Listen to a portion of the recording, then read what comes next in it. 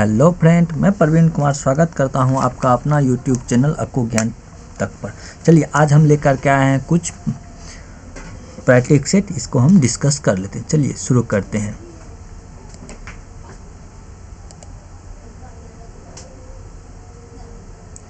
देखिए सबसे पहले मेरा फर्स्ट नंबर सवाल का क्या कह रहा है कि एक विक्रेता एक वस्तु को उस क्रय मूल्य से 25% अधिक अंकित करता है। तो क्रय मूल्य मतलब क्रय मूल्य कितना हो गया, कॉस्ट प्राइस कितना हो गया, क्रय मूल्य मान के चलते हैं उसका 100 रुपये।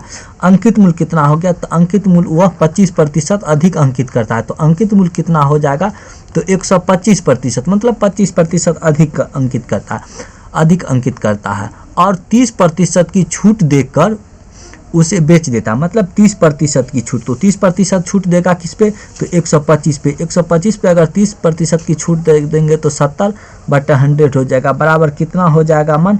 तो इसको जो अगर 0 से 0 तो 25 70, इसको जो काटेंगे तो 25 70 कितना होता है, तो 875। 125 700 1 800 875 होगा। 875 में एक दशमलव बैठेंगे तो 87.5 हो जाएगा।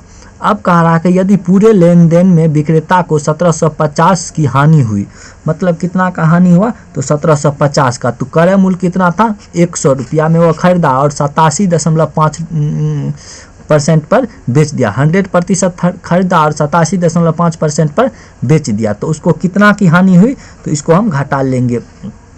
100 माइनस 87.5 बराबर 1750 हो जाएगा। अब देख लीजिए ये हो जाएगा 12.5%, 12.5% बराबर कितना हो जाएगा, 1750 हो जाएगा। अब देख लीजिए 100% का वैल्यू निकाल लीजिए। 100% बराबर हो जाएगा 1750 बटा 12.5 गुना 100।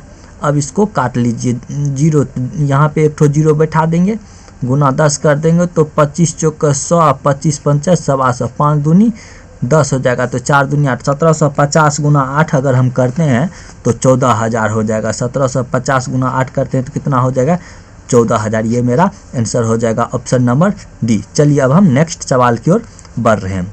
नेक्स्ट सवाल क्या कह रहा है कि निम्नलिखित जानकारी को ध्यानपूर्वक पढ़े और उस प्रश्न का उत्तर दे। नीचे दिया गया हुआ पाई चार्ट, उसको हम देख लेते हैं।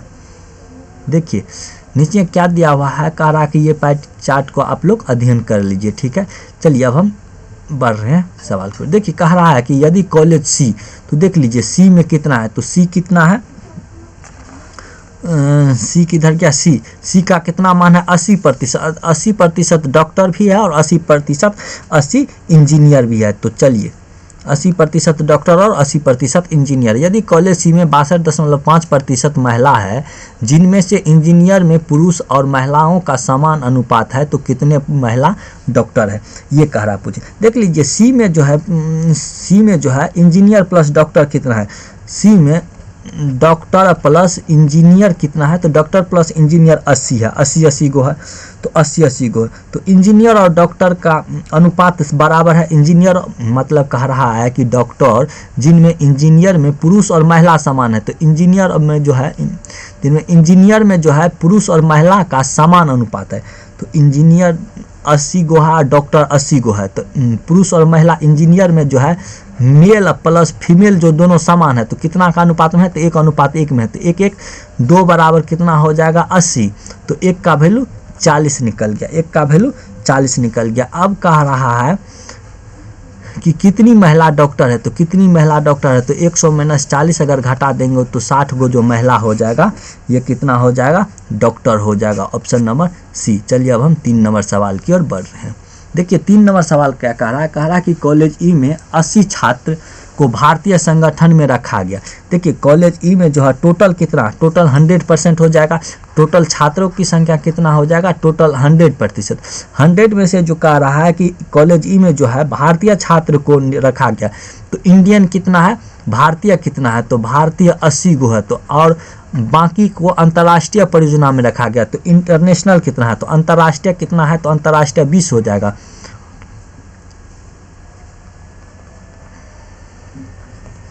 अंतर्राष्ट्रीय कितना हो जाएगा, तो 20 हो जाएगा। अब कह रहा है कि अंतर्राष्ट्रीय में रखा गया तो उसी देश में रखा गया लोगों की तुलना में अंतर्राष्ट्रीय स्तर पर रखे गए लोगों के बीच का प्रतिशत ज्ञात करें। तो लोगों के बीच का प्रतिशत ज्ञात करें तो 80 में से 20 घटा देंगे तो 60, 60 गुना 100 बटे 80%। तो भारतीय की तुलना में हो जाएगा तो 20 या 60 है, 20 चौका 80 तो 4, तो ये हो जाएगा 25। तो 3 गुना 25 बराबर 25 या 75, 75% इसका आंसर हो जाएगा। देखिए टोटल हो गया 100%, 100% में 80% भारतीय है और 20% अंतर्राष्ट्रीय है। तो कह रहा है कि ये भारतीय का जो है अंतर्राष्ट्रीय में कितना प्रतिशत हो, तो कितना अधिक है तो 60 अधिक है, कितना 80 तो कितना पे 80 पे अधिक है, 60 गुना 100 बटे 80 बराबर 75%। ये मेरा ऑप्शन नंबर ए आंसर हो गया। चलिए अब हम नेक्स्ट सवाल की ओर बढ़ रहे हैं। देखिए 4 नंबर सवाल क्या कह रहा है, 4 नंबर सवाल कह रहा है कि ए और सी में 250 छात्र है। कॉलेज ए और सी में कितना है 250 छात्र है। कॉलेज ए और सी में 250 छात्र है। तो यहाँ पे लिख लीजिए कॉलेज ए और सी। तो यहाँ पे हो जाएगा ए प्लस सी बराबर 250, 250 छात्र है, इनमें से 56% लड़कियां हैं। मतलब कहने का अर्थ 250 का गर्ल कितना है 56%। तो गर्ल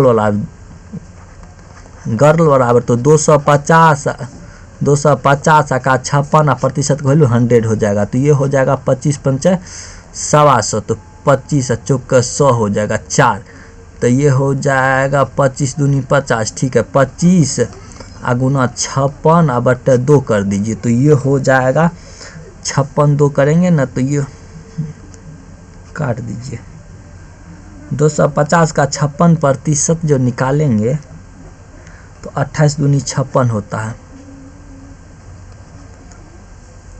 28 हो जाएगा। एक सेकंड इसमें कुछ डिफॉल्ट आ गया। देखिए 250 का काटने में कहीं मिस हो गया। गर्ल है ना तो गर्ल लिख दीजिए 250 का 56% का वैल्यू 1/100, तो 0 से 0 काट दीजिए, ठीक है। 25 25 5 दूनी 10, 28 दूनी 56 तो 28, तो ये 14 दूनी 28, तो 14 पंचे 70 ना हो जाएगा। 28 दूनी 56, 28 ना हो जाएगा तो 28, तो 2 से काटेंगे तो 14, 14 पंचे 70, क्या यहाँ पे काट लीजिए।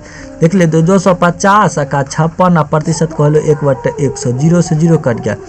25 25 5 दूनी 28 ना हुआ, फिर 2 तो ये कटिएगा, 28 पंचे 140 हो जाएगा। यहाँ पे कितना हो जाएगा 140 हो गया।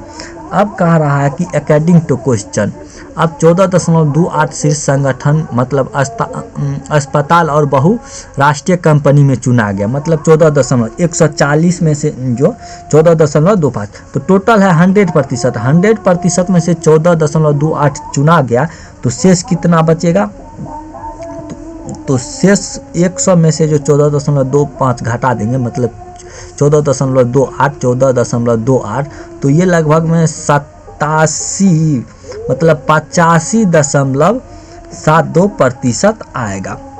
अब 85.27% आएगा।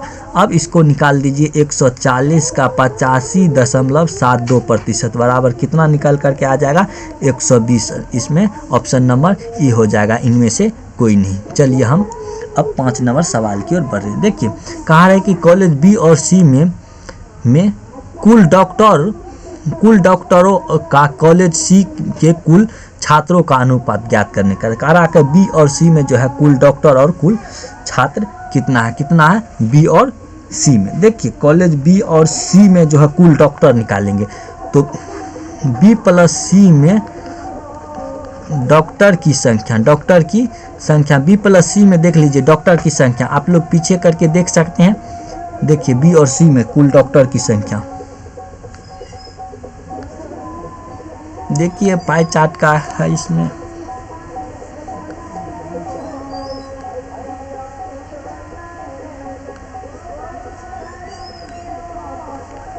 देखिए नेट स्लो है, ये सिस्टम स्लो है। बी और सी में देख लीजिए, बी और सी में कुल डॉक्टर का क्या चिन्ह है, तो ये रंग है तो 60 हो जाएगा। और ई में डॉक्टर की संख्या 60 है। तो इसी तरह से आप लोग पाई चार्ट का ध्यान पूर्वक, डाटा एंट्री का सवाल है, आप लोग पाई चार्ट को देख करके बनाइएगा। देख लीजिए बी और सी में कुल डॉक्टर की संख्या कितना है, तो बी और सी में, तो बी में 60 है और सी में भी 60 है, तो टोटल हो जाएगा 120। अब कह रहा है कि बी और ई हो जाएगा। अब सी में तो सी में कुल डॉक्टर, तो सी में कुल डॉक्टर, तो सी में कुल डॉक्टर की संख्या कितना हो जाएगा? तो सी में कुल डॉक्टर की संख्या है 80 गो है।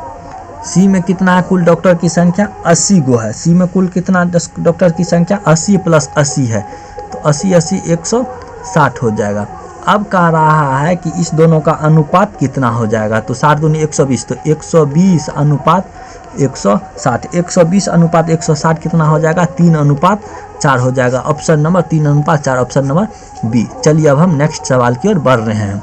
देखिए 6 नंबर का सवाल क्या कर रहा है? सभी डॉक्टर और इंजीनियर के बीच अंतर ज्ञात करिए। सभी डॉक्टर और सभी इंजीनियर, तो देखिए डॉक्टर ABCD में, तो डॉक्टर जो निकालेंगे ABCD प्लस ई में, ठीक है। तो ABCDE में डॉक्टर कितना हो जाएगा? तो ए में डॉक्टर की संख्या 50 है, बी में डॉक्टर की संख्या 60 है, सी में डॉक्टर की संख्या 80 है, डी में डॉक्टर की संख्या 70 है और 60 है। तो टोटल हो जाएगा 320 डॉक्टर हो जाएगा।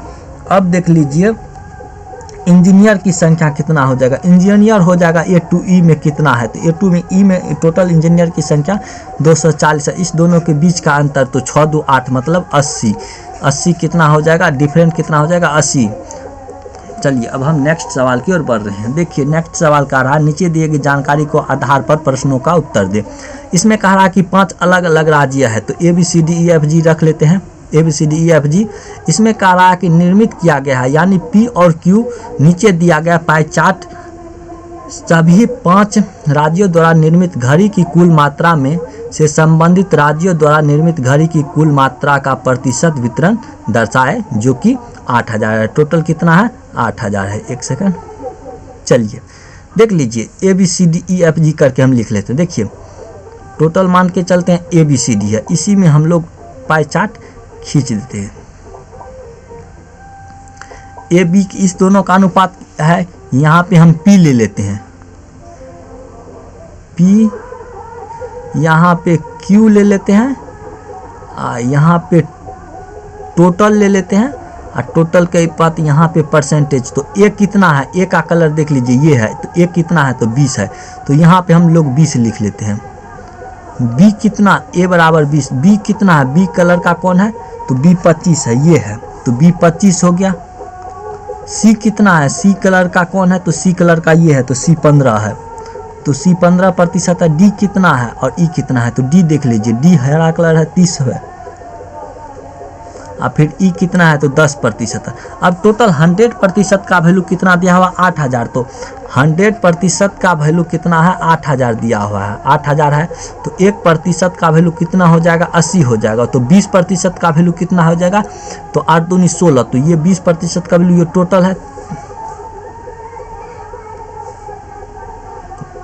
टोटल थोड़ा बड़ा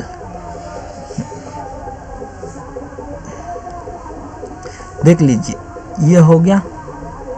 यहाँ पे टोटल ले लीजिए, टोटल, ठीक है। टोटल के बाद यहाँ पे P लीजिए, इधर Q हो जाएगा। तो देख लीजिए टोटल हो गया 8 दूनी 16, तो कितना हो जाएगा? 8 को 80 गुना 20 करेंगे तो 16000, मतलब 1600 जो हो जाएगा ये टोटल हो जाएगा, ठीक है। अब देख लीजिए 1600 टोटल हो गया।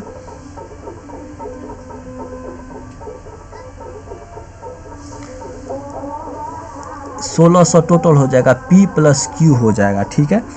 अब देख लीजिए 25%, तो 25 8 200, तो 2000 हो जाएगा।